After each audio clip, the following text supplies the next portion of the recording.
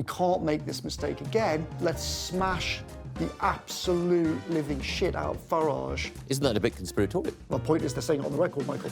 I've never asked you this before. I always formed the view that actually you thought, Michael, that you don't have what it takes to be Prime Minister. Why is that? This does sound insulting and rude, and I don't want it to be like that. Be rude.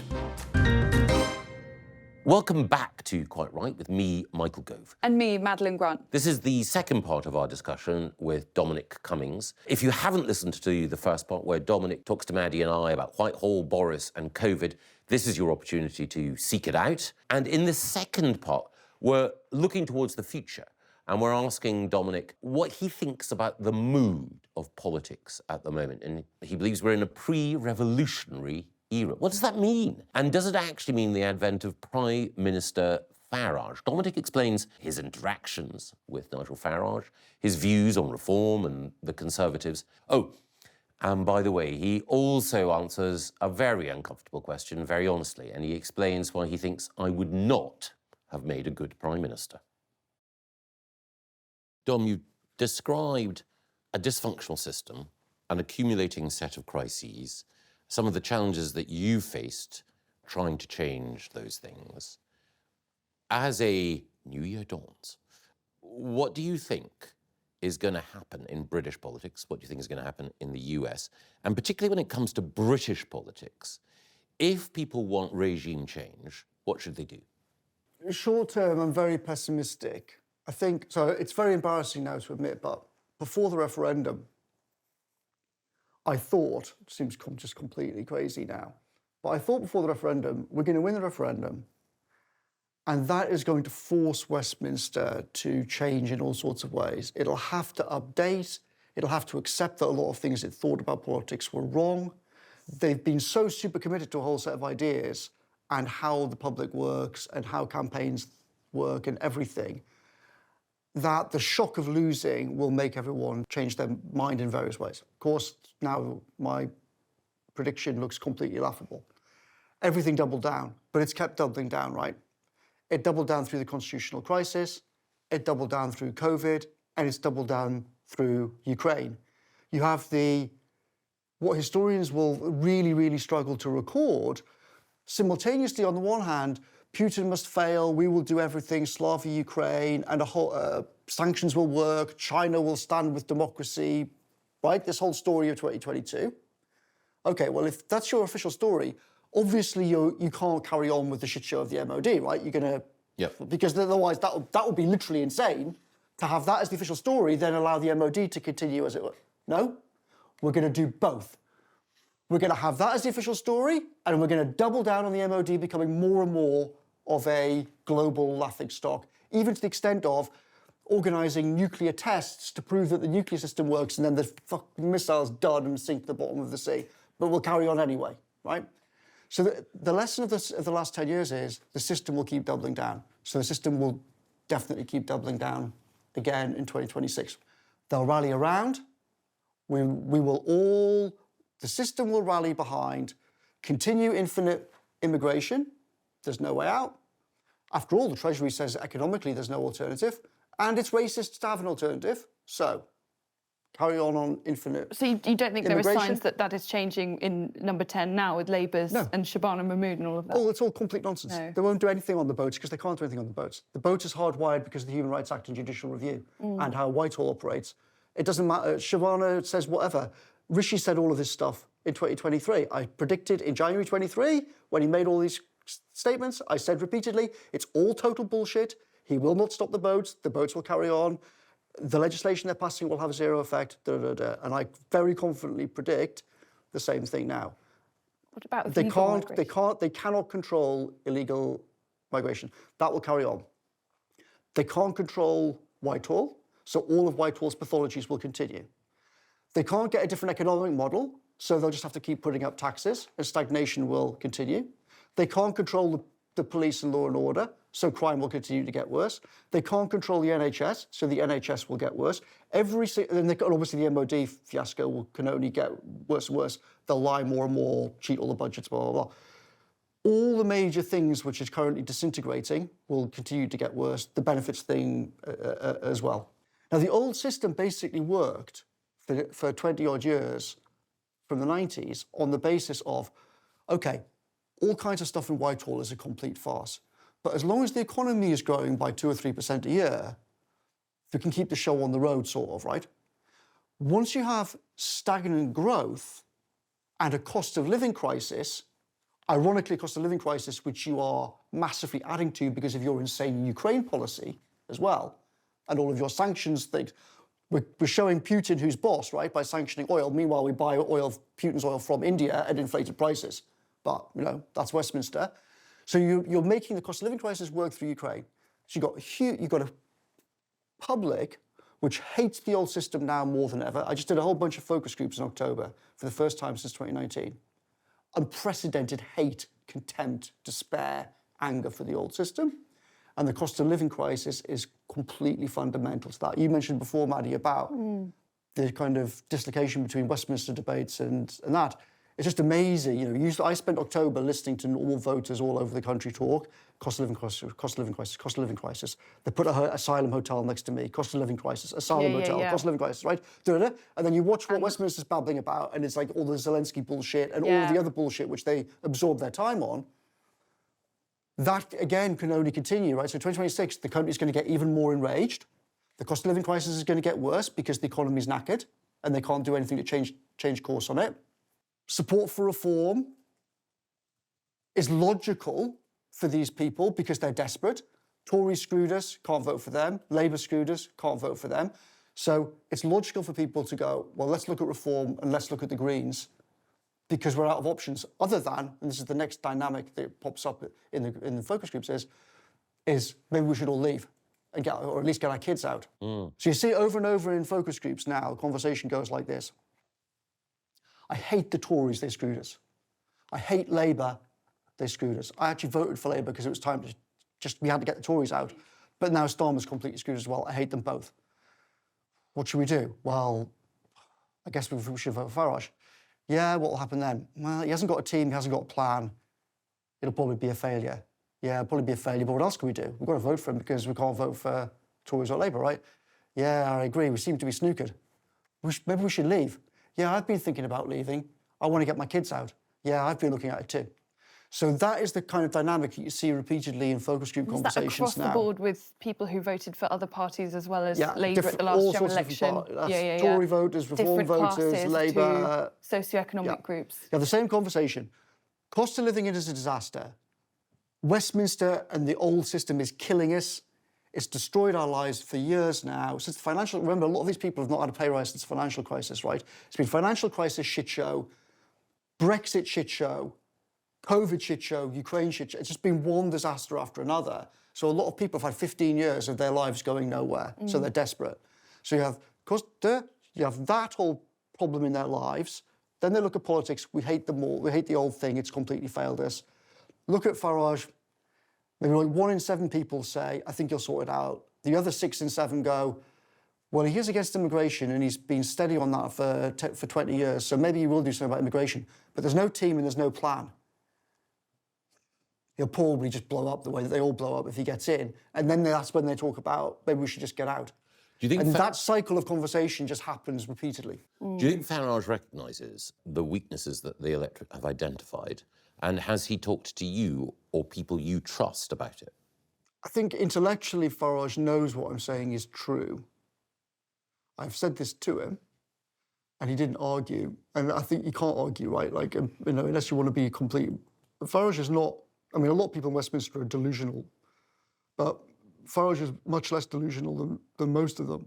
And it's just an empirical fact that when you talk to people, voters on big things, voters tend to get to the heart of these big questions, right? They sniffed out. When all of the pundits were saying, oh, Starmer and Sue Gray, serious grown-ups are in charge. The voters knew this guy's a dud and he's going to be crap, right? Most voters are way ahead of Westminster on all the big questions.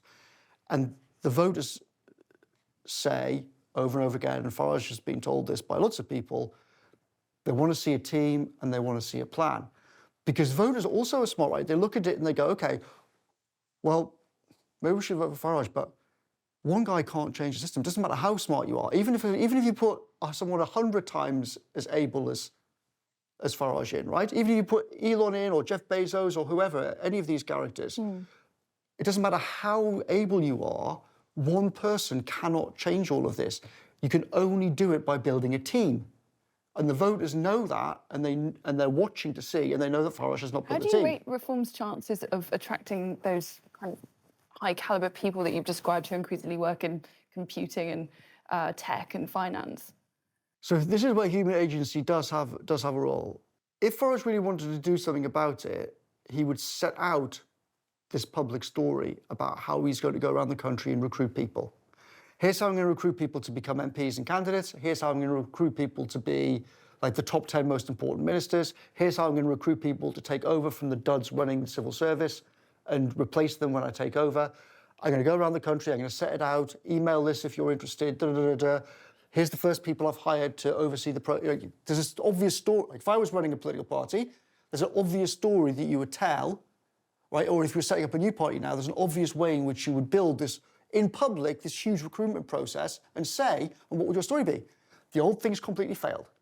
We all know it. The only people who don't understand it are the people still in Westminster. Now, they can't fix themselves. We, the country, are going to have to fix them.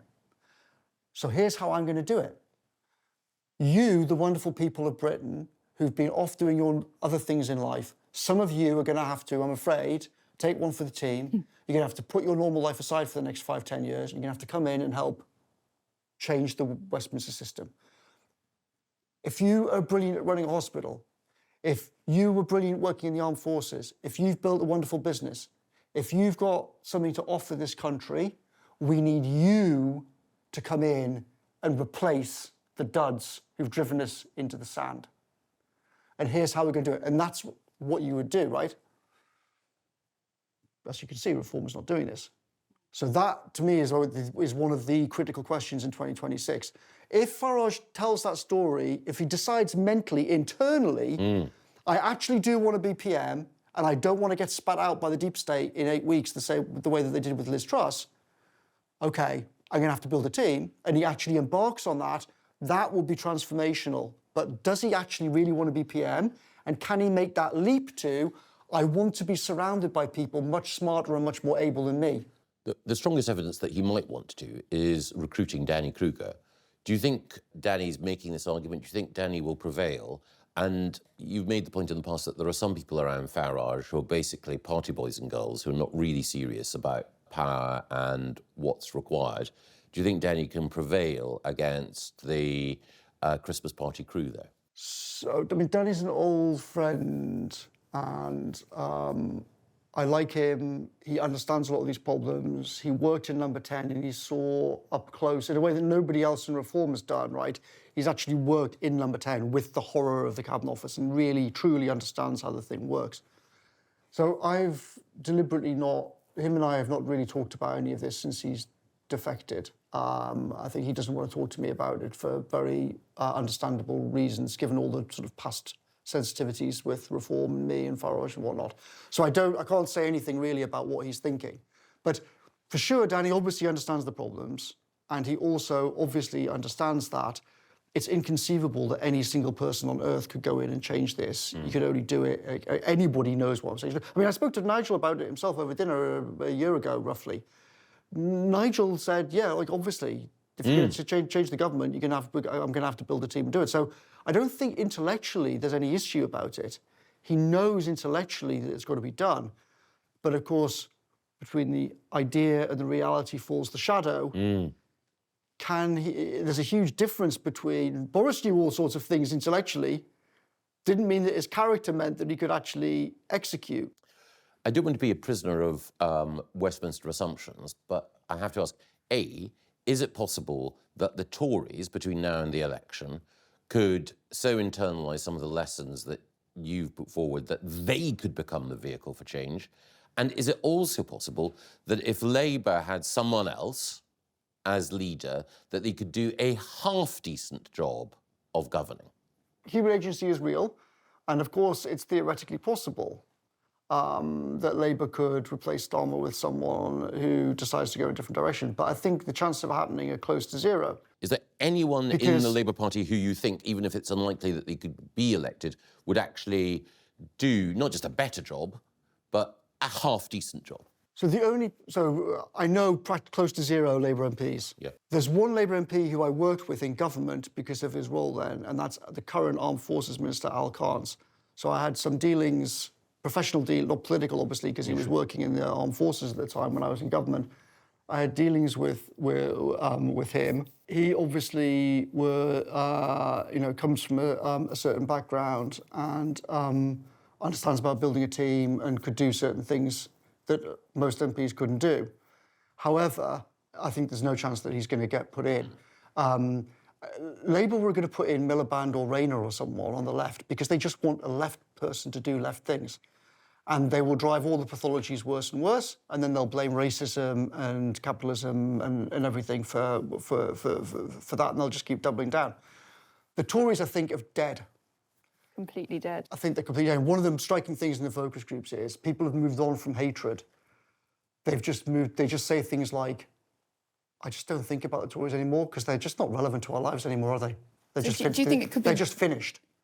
So people don't even want to discuss how much they hate the Tories anymore. They just go, yeah, this new woman, she's obviously rubbish, don't know anything about her. People can't think of one single thing that she's ever done or said. And they just look at each other and go, but I mean, I just don't pay any attention. Do you pay any attention to them? I mean, they're just not relevant to us, are they? And then everyone goes, no, they're just relevant. I mean, I have no idea what the Tories are doing about anything. I mean, who cares? So the Tories have just moved on to a place even worse than universal loathing and hatred, to they're kind of parked in you're just waiting to die space as far as... So the public just think of them as sort of wheelwrights or Thatchers or stained glass window makers. It's a quaint organisation irrelevant to modern life. No, I wouldn't say quaint. I'd say it's some kind of I guess I'd put it more like, if you're going to have a metaphor like that, I would say it's more like the local vagrant who used to smash everything up, but he's now cabbaged and sitting in a wheelchair and isn't relevant anymore. That's the metaphor that I would use. That I would use. They're just not relevant. People don't discuss their ideas or any of the people. So I was also very surprised at how almost nobody knows who the hell Jenrick even is. So everyone in Westminster goes, oh, what about Jenrick? Jenrick's videos this, Jenrick. No one has seen anything. No one cares about any of that stuff. And presumably you think the fact that I'm a big fan of Kemi's is a sign of mild mental derangement on my part? I mean, probably on camera is not the place to discuss exactly what you think of Kemi and why you fooled yourself into telling people that she could function. I mean, she's obviously...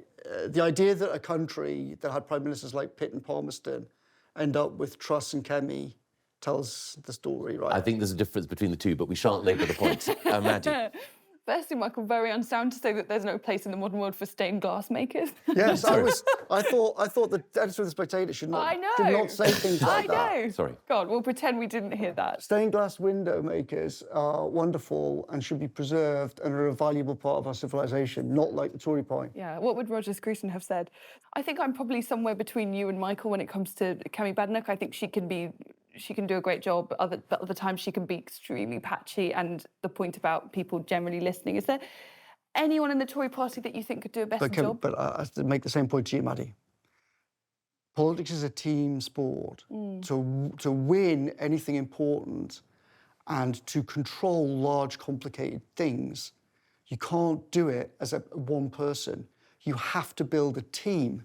And I think part of the problem with Westminster is it looks at these things through the prism of, can they do an interview? Can they give a speech? Oh, she did well in PMQs, right? That's not the way to think about whether or not someone is an actual leader.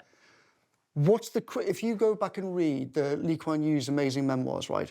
What's one of the most amazingly striking things that you'll see in there is the amount of time he spent on people, on finding people, recruiting people, motivating people, compensating people, training people, removing duffers, right?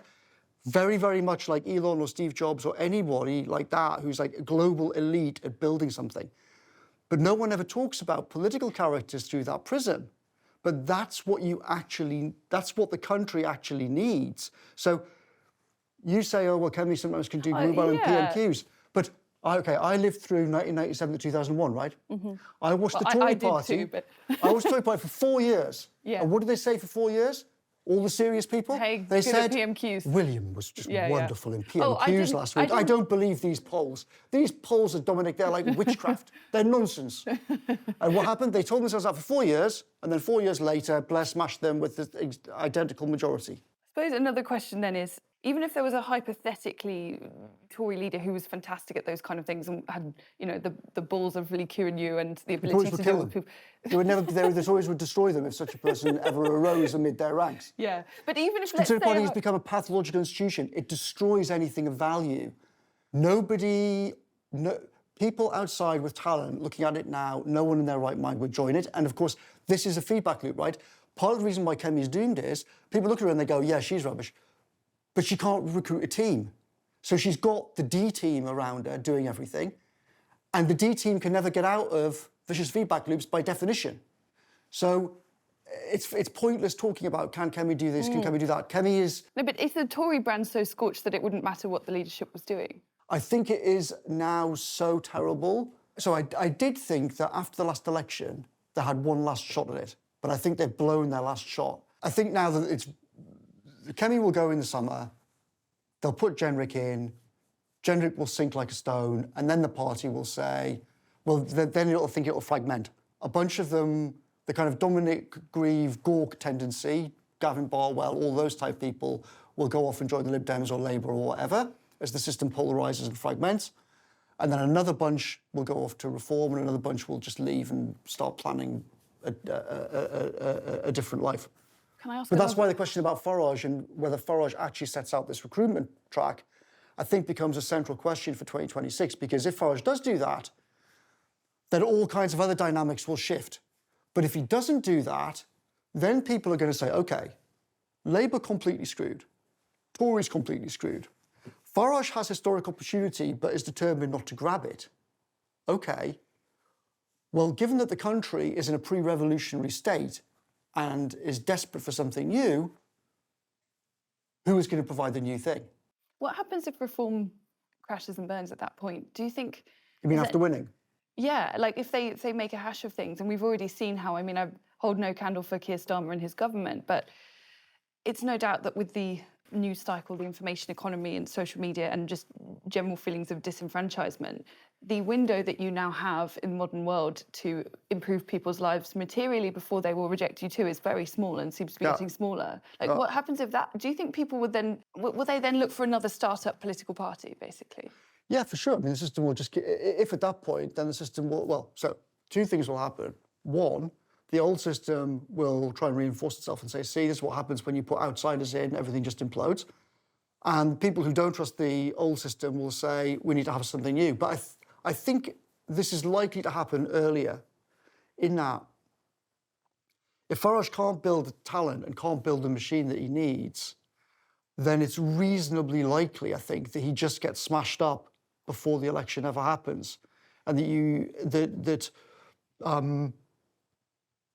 if you think about what the old system will do to stop him getting in, it's not going to be politics as usual. And Starmer's already signalled this, right, in the last couple of weeks when he says, I can live with the Tories winning, but I can't live with Farage winning. The people around Starmer and all through the upper echelons of the Whitehall system are looking at Trump, they're looking across Europe, and they're saying to themselves, the lesson is to strike early and strike hard and not let these people in. We should never have let Vote Leave win the referendum on Brexit. That was the beginning of the disaster for us. We can't make this mistake again. Let's smash the absolute living shit out of Farage and make sure that he doesn't win by fair means and foul. They'll leak medical records, they'll leak tax records, they'll bug his phone and leak that.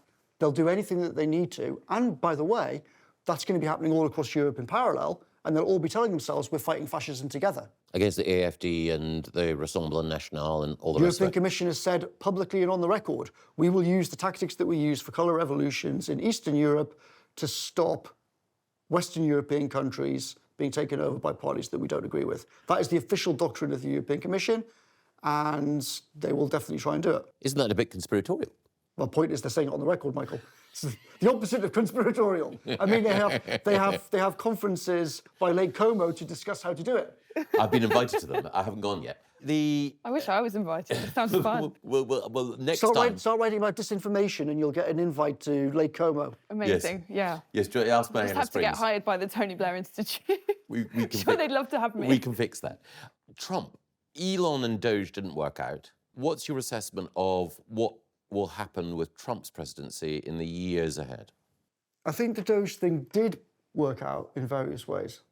In particular, what it did was it dug down to the absolute root of where is the money and how is the money controlled and how is the money programmed by various computer systems and power structures inside the kind of overall Washington system. And for the first time ever now, they've actually made public, here is how this whole system has evolved over 50 years. Right down to, here's how money moves between the CIA and the State Department and the National Endowment for Democracy and USAID and all of this sort of thing. So I think the exposure of how the true deep state system operates and where the money is and how the computer systems operate that kind of wire it all together, exposing that and getting external understanding of that, I think, is important. Now, it partly failed for a few different reasons. Number one, most of the Republicans in Washington don't actually want to dig into it because the same reason for the Tories in Westminster. Secondly, Elon and DOGE and whatnot came to the whole thing very late, so they didn't have time to hire all the people that they needed to and to prepare it and whatnot. And third, I think, Trump himself, for complicated reasons, has decided/accepted that the Republicans are just not going to try to control money. And there's only so many battles the White House can fight, and the money is not one of them. So I think, therefore, you haven't had the White House driving DOGE and bureaucratic reform in the same way that they have, for example, on immigration with Stephen Miller, where they've said it's actually a strategic priority and we're going to go to war with the deep state and with the courts in order to try and make progress on this question. So I think the big picture on that is, I think it's the same across the Western world. The big picture there is the old system completely refuses to take a step back. The lesson that they learned from the last 10 years is we should have jailed Trump. We should never have let Elon buy X. It's not that Biden sabotaging the southern border and having millions and millions and millions of completely out of control immigration was stupid. No, it's that we should have jailed Trump, but we should have actually done proper censorship. You watch Hillary, John Kerry and whatnot now, they're extremely explicit in saying, quote, the First Amendment was a historic mistake and it must be undone, unquote, yes. Right? That is extremely important because you have actual Democrat presidential candidates formally and officially stating repeatedly the old system in their eyes is dead, and they're equating the Republicans with fascism and the thing to be controlled by the new legal system, which supersedes the old attitudes about free speech. So I think there's now a big tendency to think Trump kind of won that battle in 2024, everyone's kind of got to suck it up, X exists now under Elon, they can't control speech anymore, blah, blah, blah, blah, blah. Maybe that's how things evolve, but it's certainly not how a lot of the inner work, not how people like Jake Sullivan and the people around Hillary and the people like Obama think about it. They think we've had a temporary setback, Trump is disorganized, he's not actually going to smash the deep state in the way that Stephen Miller and Elon would like to do. If you talk to a lot of the Silicon Valley MAGA people, their fear is Trump going too far? Their great fear is Trump is not going nearly far enough and is not going to smash up the bits of the Washington system that needs smashing up.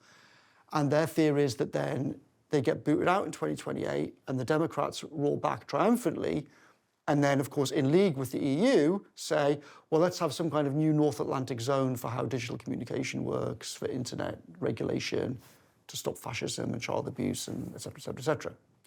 So I think that, this fundamental war between the insiders and the outsiders can only intensify. Elite polarization and fragmentation can only continue. You'll see more and more people abandoning the old system and joining outsider forces. You can see that in Britain as well, right? There's more and more entrepreneurs in Britain saying, yeah, actually, Tories dead, Labour dead. We obviously need to do something new. So I think these processes that we can see, elite fragmentation, polarisation, the increasingly bitter lawfare and kind of winner takes all and just jail your enemies, I think will intensify here and Europe and America. Final thoughts. Apart from reading your blog and the Spectator, what should listeners do to prepare themselves for 2026? What should people be reading, thinking, listening to as a preparation for the year ahead? So I think, if you look back over the last 10 years and just think who's been ahead of the game and who's been delusional, I think the voices that see what's coming are by definition at the edge. So I think if you're reading op-eds in the Times, then you're almost sure to be programmed to believe wrong things and to be confused about what's going on. And if you just read the op-eds of the main newspapers for the last 10 years, the world would be just super confusing, right? You'd be asking yourself now, but sanctions were going to destroy the Putin war machine, right? And think of all the amazing things you would believe if that was your information source. So I think you have to look for eclectic sources outside of the mainstream, and that's going to become truer and truer. And it's going to become even more true as the whole AI thing kicks off, because you're not going to be able to understand what's happening on the technology front if you're reading about it from, Sky News and whatnot. Can I ask a slightly rogue question? You use the term NPC a lot in your blog, which is non-playing character, which makes me laugh a lot because I just always imagine that scene in GoldenEye 007 when you have to get Natalia to the computer in the control room, and I keep imagining like our most garlanded journalist being stuck in a doorway. Yeah. I do think it's interesting that kind of language is figuring in your blogs, and people in Westminster are now, I guess, maybe a bit more familiar with it. I think it's a general phenomenon, right? I mean, one of the weird things that's happened is this kind of pipeline from the darker corners of the internet, like 4chan, through kind of edgy blogs and whatnot, through then into mainstream culture. And then often the mainstream NPCs themselves don't even really understand where the phraseology and the arguments and the memes that they're using even come from. I mean, it's one of the features of the last kind of 10, 15 years. It is an odd, confusing... How do you know if you're an NPC? What are the telltale signs?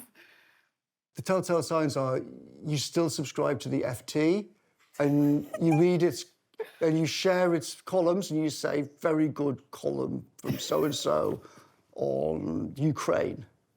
Then you know you're fully locked into NPC status. There have been all sorts of conspiracy theories in the past about, Tory leadership elections, all the rest of that rubbish. Put that to one side. Just one question. I've never asked you this before, but I always formed the view that whatever you thought of the things that I did right or wrong in politics, that actually you thought, Michael, however good you are, you don't have what it takes to be Prime Minister. I think you think that. Do you? And if so, in a sentence, why is that? Do I think you have what it takes to be Prime Minister? I think that you think, Michael, no, you don't. Didn't. Never had. Which is not an insult, that's true of 99% of the human race. So I think you could be Prime Minister in the sense that, so this will sound insulting and rude, and I don't want it to be like that. Be rude. So, in a world in which Boris and Keir Starmer and David Cameron could be Prime Minister, then in that world, in one sense, why couldn't you be Prime Minister? However, I don't think you could be a Prime Minister like Pitt or Palmerston or someone or like that.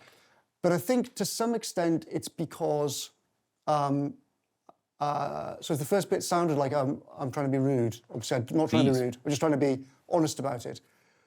I think that if you, as you have, right, if you read these things historically, an element of being really good at these jobs is a kind of hardness and coldness. And the jobs there's so much pressure and the stakes are so extremely high that only certain kind of characters can really cope with those things and still make good judgments Yes. under that relentless, extreme pressure and constant, as Bismarck put it, constant gambling for high stakes with other people's money. It's very, very hard, and only these odd people could do it. And if you look at Lee Kuan Yew, if you look at Bismarck, look at Pitt, look at these characters. I would say the temperament that actually is very well suited to it is the old English aristocracy. So if you look at old Robert Salisbury, if you look at his relative Earl Cromer, you read their letters, you read their memoirs, they had the mental, they could deal with the mafia types like Putin. Yeah. They had the coldness, they understood them, they had the ruthlessness to out-mafia them and to compete in mafia terms when necessary. And they didn't fall apart under pressure. How did they get to be like that? Because was it the toughness of life? The aristocratic system bred them, yeah, and then selected for them ruthlessly. And then in an international system where if you don't prevail, you can have your arms hacked off, then there's a lot of selection pressure to put those people up. So, you look at the Napoleonic Wars, we end up producing two amazing geniuses like Wellington and Nelson. I mean, neither of those two people would be allowed anywhere near anything now. They're put in a mental, they both become, it's a mental asylums. Wellington was a top, Nelson was not, but still. There's something ruthless selection. The ruthless selection, right? And the ruthless selection of the aristocratic system either found people like themselves for certain jobs, but also in extremists said, okay, he's not one of us socially, but he's fucking got everything we need. Get this guy in there now. And also give them freedom and the responsibility and the power to actually crack on with it. That whole culture, the end of that culture, I would say, really is, the end of it you see is kind of Earl Cromer and before 1914. It's interesting, but if you read accounts of the 1914 Parliament, it's already an extremely different thing because of the 1880s reforms to the Parliament of 1850 or even 1870, 1880. So even by the time you get to 1914, it's a different Parliament. And I think that has its expression in Asquith, right? You have the outbreak of World War I, it's a total shambles. And unlike in the crisis with Napoleon, where you have Pitt and the aristos go, right, it's all out war, let's organise ourselves. You have the complete shambles around Asquith instead, can't organise anything, stupid bureaucracies, can't fire people.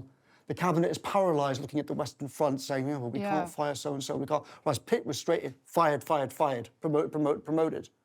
So already by 1914, you see the death grip of the Northcote Trevelyan change. And that is the central thing, right? The old British system died with Northcote Trevelyan. Northcote Trevelyan created the permanent bureaucracy, gave the civil service control of personnel, and the British Empire was destroyed in almost no time and blundered into 2 world wars. And until that system has destroyed us, and until we destroy the Northcote Trevelyan system, we'll see everything carrying on melting down. I wonder if another reason for the success that we enjoy up to that point is because we're a society that focuses heavily on primogeniture. If you're not a first son, you basically get nothing. Your older brother has secured the bag. Therefore, it's up to you to make your own way in the world, whether that's army, church. And if you're a younger son, like Wellington was, you've just got to go for it. You can be from a very, very wealthy family on paper, but actually not have much to recommend yourself. And that's kind of like a dog-eat-dog world, basically. I think, so to some extent I agree with that, but I also think it just also matters enormously where the centre of the competition is aimed. So those people that you're talking about, lots of those people went into the army, right? Or they went to work in the intelligence services. Or like the East India Company or something. Now, the focus of where that competition has gone has shifted for elite talent. So now you have elite talent going off to all kinds of esoteric pursuits that Westminster doesn't really understand or have any connection to. Hence why I can't deal with technology properly, for example, at the centre of government. Whereas the Westminster Whitehall system now has this horrific HR culture promoting NPCs and the second team at best. And almost all of the great, so Michael and I work with a lot of great young officials. I would say roughly 99% of the great young people that we knew in their 20s and 30s have gone by the time of 50, right? Almost literally universally. Do they get frustrated and say, I can't make a difference here, I'm going to go and do something meaningful? Exactly. Yeah. People who are very talented and have a kind of entrepreneurial can-do drive and they look at the management above them and they say, I do not want to become Chris Wormold. I do not want to become so-and-so. That is death. That is awful. It's not what I came into public service for. It's not how I want to spend my life. So those people self-select out, and then the wormolds rise relentlessly to the top of the system, and then promote other little wormolds, because that's what people like that do. People hire in their own image. So I'm going to ask you another whopper of a question, which I know is bad because we're kind of tying up. But if we were to replace Northcote Trevelyan, is there a template that you would follow, like, for example, Singaporean system? We go back to the old system, which is ministers are actually really responsible to Parliament instead of fake responsibility. And the ministers hire who they want to come into departments to do things and then take responsibility for them. But the political responsibility in Parliament is then real. I hired so-and-so. I put them in charge of fixing this in the DWP. It worked. We've given them £1 million bonus. Great job. It was a fiasco. I'm out of here. Disgraces and no gongs for me.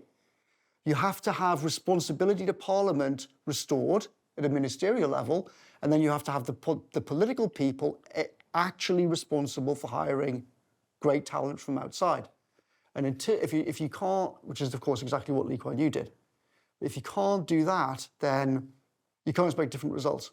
The institutions and the people are just completely interlinked.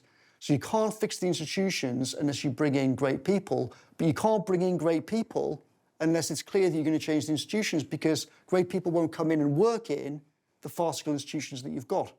Maddie, Dom, thank you.